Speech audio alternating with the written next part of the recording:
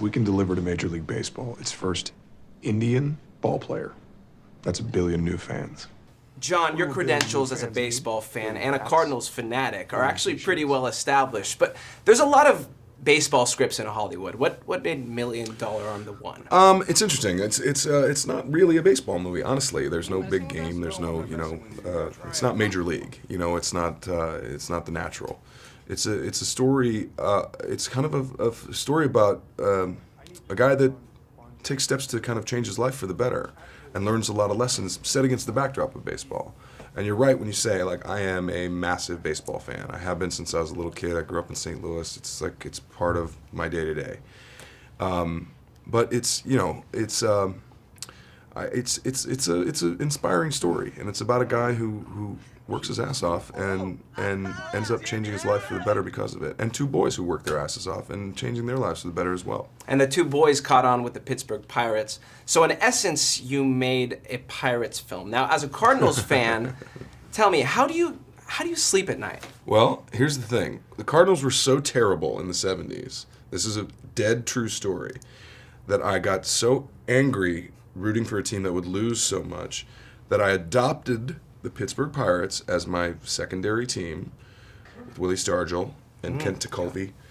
And so I feel totally justified in my support in this particular arena of the Pittsburgh You're Pirates. the one who has to live with yourself. And look, we waxed them, walked them out of the playoffs last year, which I enjoyed because I watched them in Boston and I couldn't speak. I had throat surgery and I could not speak, so I had to watch it silently, which is a very difficult thing for me to do. I feel like we've grown close over these few seconds, so I'm going to come clean with you about something. While watching your film, something wet fell from my eyes. Oh, it was a little dusty in that room? It got a little dusty. What about you? Your turn. What sports movie makes Jon Hamm? I mean, all of them. The guys that produced $1 Million Arm, Mark Charity and Gordon Gray, also produced both The Rookie and Miracle. Both movies, I watched them both on the plane and was weeping. The Natural, Waterworks. Field of Dreams, forget about it, Waterworks. I won't tell anybody. Yeah, I mean, it's not like we're recording this, right?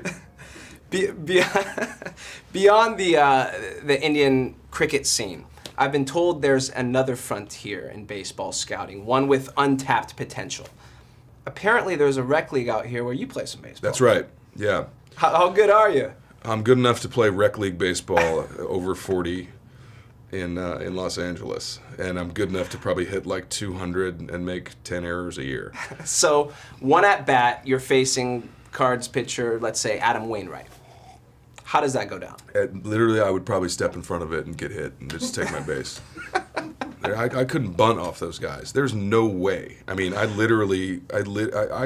could hit when I was young and in shape. I could hit some pretty decent pace, but not anymore, man. It's like, forget about it. I couldn't hit him with a wiffle ball bat. There's always cricket. That's a lot harder. You'd be surprised. That is a weird game, and it's hard to hit. That's bouncing. You got to play the bounce. It is very, very odd, but it's actually kind of fascinating. I got into it when I was over there.